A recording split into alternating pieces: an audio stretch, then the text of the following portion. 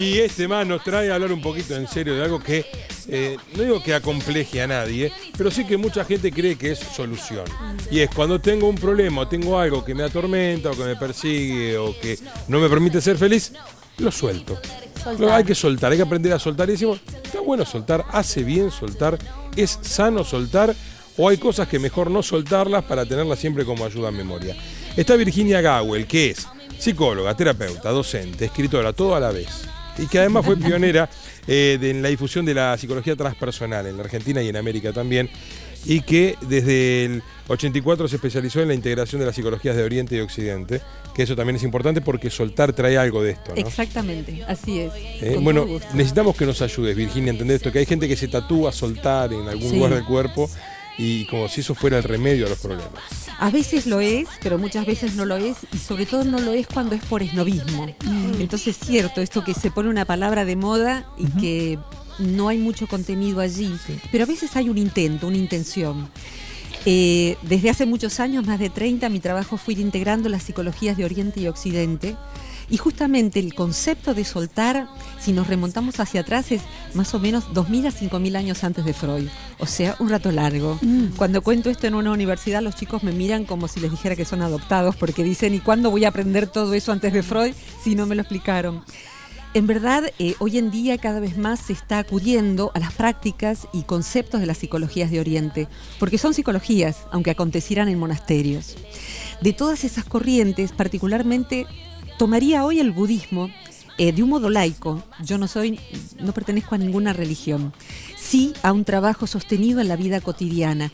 Y sí, el término soltar puede aplicarse como es una práctica, pero no es tan fácil. ¿De dónde viene esto? En la psicología budista tibetana hay una palabra que se le pone adelante la partícula síndrome o el término síndrome, el síndrome Shenpa. Shenpa significa dos cosas: el anzuelo con el que se pesca el pez y también aquello de lo que quedamos agarrados. ¿Viste cuando el pez le pasa el anzuelo del otro lado, pobre animalito? Bueno, cuando quedamos quedamos adictos a un vínculo, tomados por una emoción, por una actitud. O sea, soltar puede ser procurar desengancharte de ese gancho que te está lastimando. Más te moves y más te lastimás, más luchás contra eso y más te abrís la herida. Entonces, ¿qué sería soltar? ¿Qué sería el ir dejando de lastimarse y a veces de lastimar a otros? Es primero una actitud de querer ir saliendo de esa situación. Hay veces en que esa actitud cambia de inmediato. Uno se levanta de mal humor el domingo y le estás arruinando el domingo a otra persona y estás caprichoso y tenés 5 años en ese momento. Y te das cuenta de que estás dañando, de que estás perdiendo el día y decís, voy a soltar esta actitud. A ver, basta, ¿no? Y uno cambia hasta neurohormonalmente. Pero hay otros soltares que son más difíciles. Por ejemplo, cuando una persona hace un proceso de duelo, porque se le ha muerto un hijo, un ser querido muy cercano, un rol, ha perdido el trabajo, va a tener que ir soltando algo que está tejido en su cerebro. Entonces, las neurociencias hoy en día avalan la idea de que en psicología ese soltar, que es ir desgranando el duelo para ubicar eso que perdimos en otro lugar y seguir nuestra vida, si es algo realmente importante, ese soltar va a tardar por lo menos 2 años. ¿Por qué? Porque es el tiempo en que se reteje el cerebro. Quizá alguno de los televidentes o a nosotros mismos nos ha pasado de decir, bueno, es Navidad, ¿qué le compro a papá? Y de pronto decís, papá murió hace 5 años. Y decís, ¿cómo puede ser? Y porque hay una parte del cerebro que aún no se informó de eso. Entonces, es decir, que al cerebro hay que enseñarle también a soltar. Sí, hay que acompañarlo. Bueno, pero ahí estás hablando de duelos. Cuando uno se separa, vive un duelo. Vive un duelo. Es como que está despidiendo no a una persona, sino a una pareja. Es a una parte de vos también. A una parte de vos, pero digamos, a una pareja no es a la otra persona, sino a lo que entre los dos conformaban. Totalmente. Y recuerdo que alguien dijo mínimo 2 años. Sí. Acabas de decir 2 años. Sí. Pero ¿qué es lo que se entreteje en el cerebro que lleva mínimo 2 años? Hoy en día las neurociencias nos dicen que el cerebro tiene la habilidad de la neuroplasticidad. Esto significa que cuando sufrimos un trauma, y un duelo lo es, implica que aquello donde cuando vos decís mi papá se configuraba y hay una emoción, una imagen y la imagen de mí como hija de un padre vivo, cuando eso ya no está, hay que reconfigurar eso en el pasado y uno cobra otra identidad, la de adulto huérfano, y tiene que ir soltando cuando hay un duelo de pareja o de cualquier otra índole, inclusive como hijo.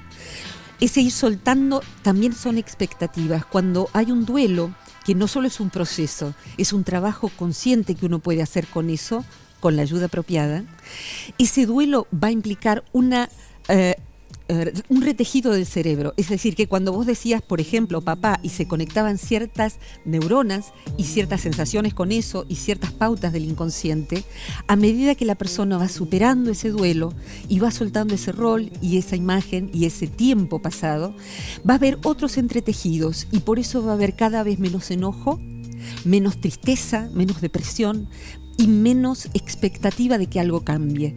Cuando duelamos, cuando soltamos expectativas, también soltamos aquello que esperábamos que sucediese, pero nunca va a suceder. Y ese puede ser un duelo tan terrible como perder algo material, algo concreto.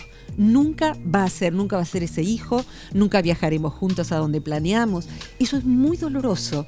Y es doloroso porque es hasta físico. Y hoy se sabe, en el casamiento de la psicología con las neurociencias, que los antiguos tenían razón. Que hay un proceso profundo en el cual uno puede colaborar para que acontezca ese soltar. Pero no es tan simple como decir me encojo de hombros y suelto. Y mucho menos responsabilidades y compromisos para con nuestra vida, como decías al principio. No es tanto soltar y que se arregle.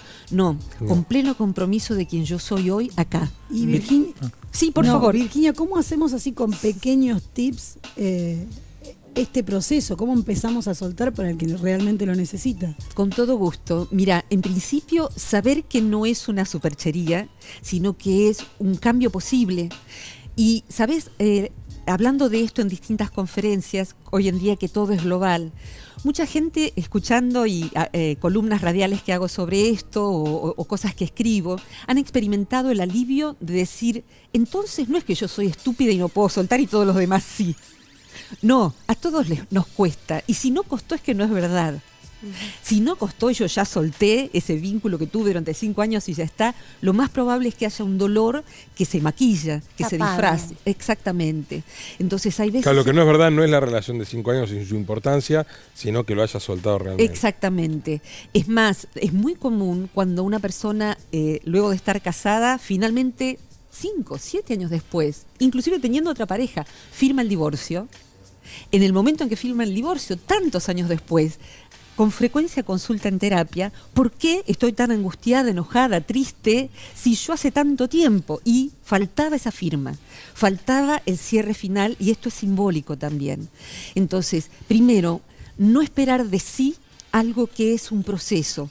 Hay veces en que alguien piensa que soltar es solamente una actitud y es nada más que el inicio del intento de un proceso que va a tomarnos tiempo y que requiere de una máxima sinceridad para con uno mismo y de estar preparado para algo que va a suceder, que es el retroceso, la frustración.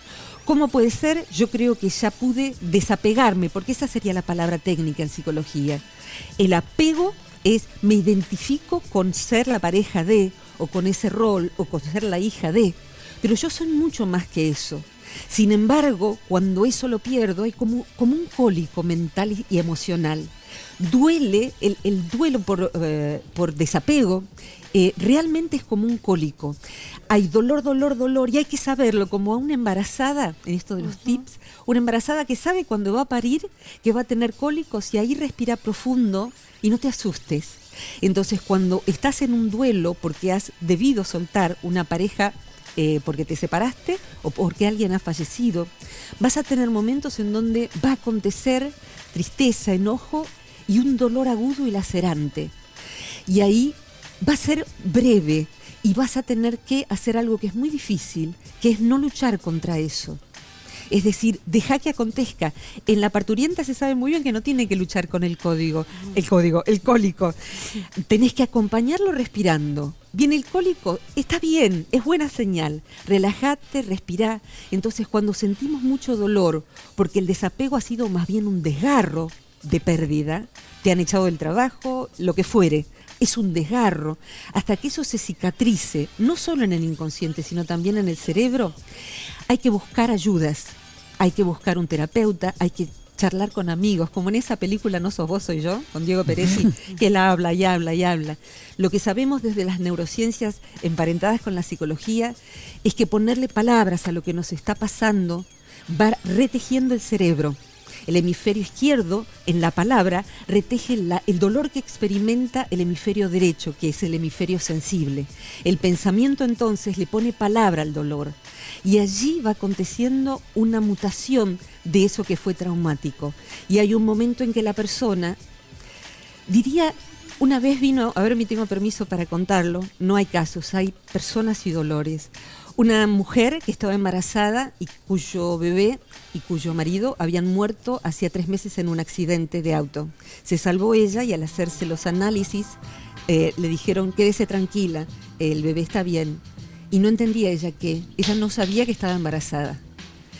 Entonces apareció en terapia para decirme, en esta situación, necesito que me acompañes para que el nene no cargue con el bebé muerto, porque él es otro, y para que yo pueda no olvidar, este era el pedido, no olvidar, pero tampoco recordar con un dolor que me parta todo el tiempo. Y bueno, tuve esos meses para acompañarla a parir inclusive en el hospital y poder ella ir acomodando en otro lugar su dolor, para darle la bienvenida también a esa criatura que tenía derecho a una sonrisa, a la vida.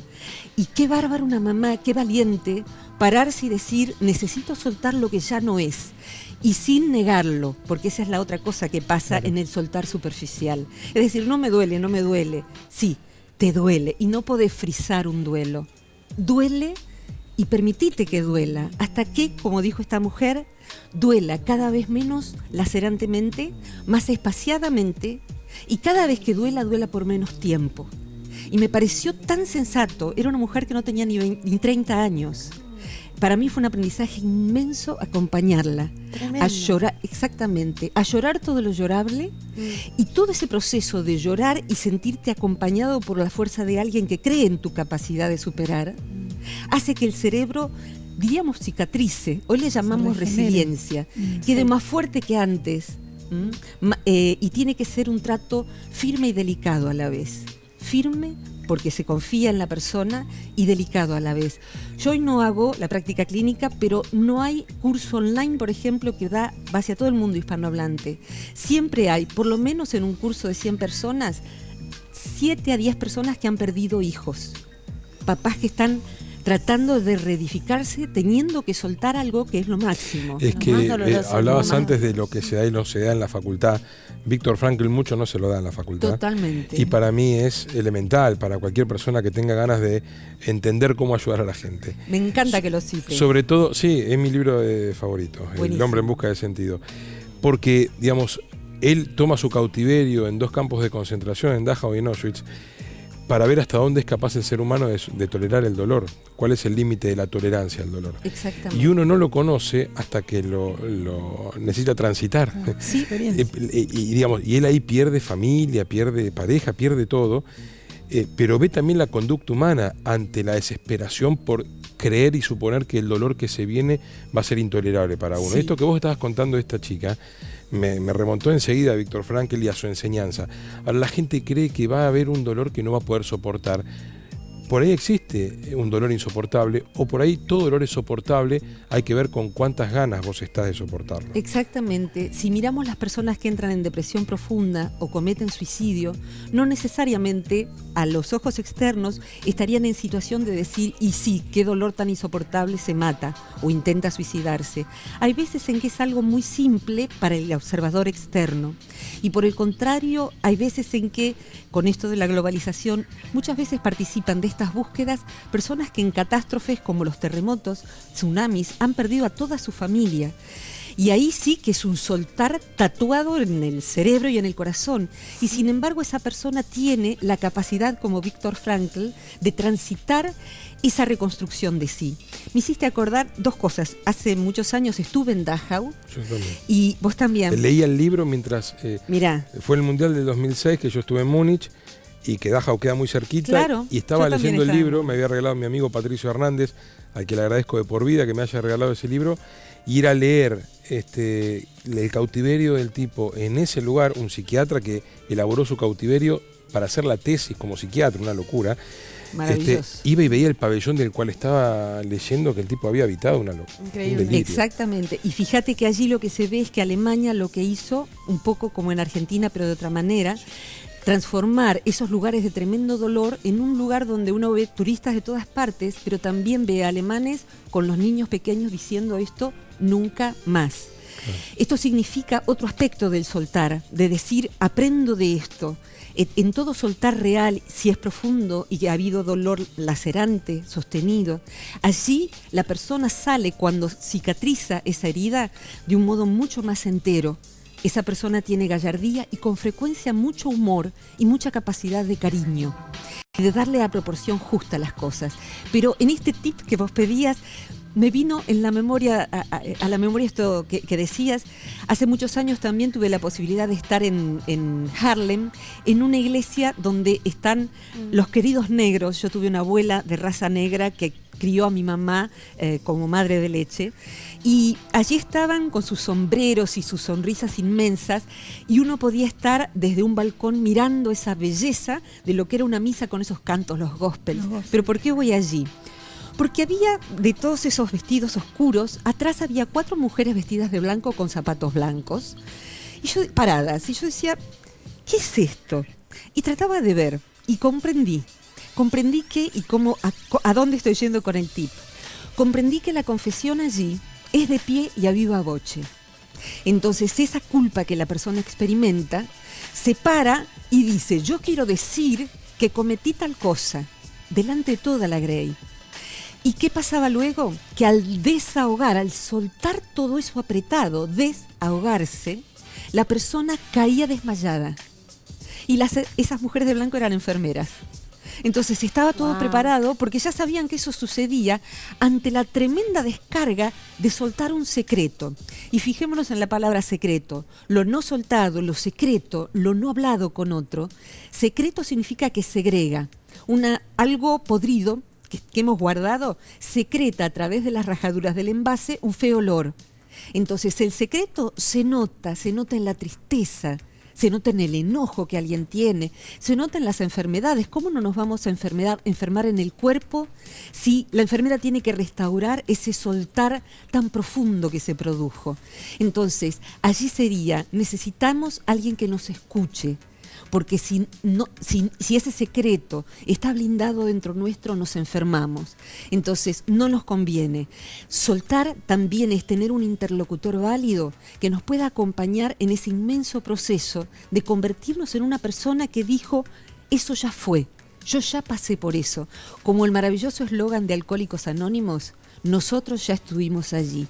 Creo que es el máximo eslogan de alguien que puede acompañar a otro que ha caído en la misma desventura, ¿no? Entonces, desde allí, como Viktor Frankl no podría sino acompañar desde su profundo dolor ya restaurado, y desde ahí puede decir, yo ya lo viví. Hay otro más de Alcohólicos Anónimos que es el solo por hoy. Sí. Es de proponerte una solución simple a un problema muy complejo. Pero si vuelves a buscar la solución compleja no llegas más. Exactamente. No hay tanta paciencia en el cerebro humano. Entonces, cuando te dicen solo por hoy, no te preocupes por mañana. Vos preocupate por hoy. Si hoy podés, conseguilo hoy. Mañana vemos. Exactamente. Y cuando te levantás al día siguiente, decís de vuelta solo por hoy. Me parece maravilloso. Pero me parece maravilloso, y lo más loco de todo esto es que se aplica. Y se aplica y tiene éxito. Funciona. Sí. Y después aparecen los gurúes que te vienen con fórmulas mágicas. Por eso esto de soltar parece medio engañoso, y hay gente que cree que soltando está sanando, y en realidad lo que hace es soltar, mantener en el inconsciente, te va a pesar el resto de tu vida y nunca lo pudiste superar. Exactamente. Es peligrosísimo. Sí, fíjate que... Perdón, Martín. No, por Dios. Martín, digo una cosita nomás. Yo me apasiona y me pasa. Y yo. Nosotros estamos apasionados. Ay, es apasionante. Clara que sos. Gracias. Disfrutándote. La otra vez buscaba material y encontré que algo que yo no sabía, que Carl Jung, que es uno de los papás, Viktor Frankl está dentro de la psicología transpersonal también, es uno de los pioneros. Carl Jung es el que dio pie a que se creara Alcohólicos Anónimos. Él tuvo como paciente a las 2 personas que dieron pie a esos grupos gratuitos, anónimos y de mutuo apoyo. Y él pudo ayudar a la persona que fue desesperadamente diciéndole que no podía dejar de beber, y le dijo esto, lejos del facilismo: yo creo que va a ser muy difícil que vos puedas superar esto. a mí me parece casi imposible. Pero si vas a encontrar la posibilidad de lograrlo, de no beber más, va a ser porque encuentres un sentido trascendente en tu vida. Y ese no facilismo, esa sinceridad de este psiquiatra, le pegó tan impactantemente a él, que se dio cuenta de que su posibilidad de encontrar trascendencia era ayudar a otros. Y ahí es donde funda Alcohólicos Anónimos, que la sede principal tiene la carta manuscrita de Jung. Bien. Maravilloso. Y sigue a lo largo de las décadas. ¿Por qué? Porque en ese soltar, como decía Einstein, ¿no? El problema no encuentra solución en el mismo nivel de conciencia en que fue creado. Aquí es donde tenemos el apego. Y somos seres humanos, nacimos para agarrarnos. ¿Qué hace un bebé? ¿Qué hace un monito? Nos agarra la mano. Somos animales humanos. Cualquier animal humano se agarra, se aferra porque tiene miedo y quiere vivir. Nosotros hacemos lo mismo psíquicamente. Nos agarramos de ideas, nos agarramos de nuestras emociones, del partido, de nuestro equipo de fútbol. Nos agarramos. Estamos hechos para eso. Pero también somos los primeros en las distintas especies que podemos decir, esto me agarro y me duele, me hace daño. Voy a trabajar en mí para que ir soltando de a poco. Y es un proceso donde uno va en este escalón en velocidad crucero, sintiéndose desgraciado porque no puede soltar nada y dice, pero esto no funciona, ni los budistas, ni los taoístas, ni ningún libro de estos. Pero un día, esta persona que siente que no ha pasado nada, cuando hace este solo por hoy, que bien vos decís, un día se levanta y está aquí. Y mira desde aquí a aquella persona que fue y dice, qué maravilla, hoy no duele más. Y a lo mejor ese día hizo el bolso y se fue. Virginia, o a lo mejor ese día empezó a salir otra vez al aire. Nos ayudaste mucho, nos hiciste mucho bien. Muchas gracias. Virginia Gawel, aquí con nosotros.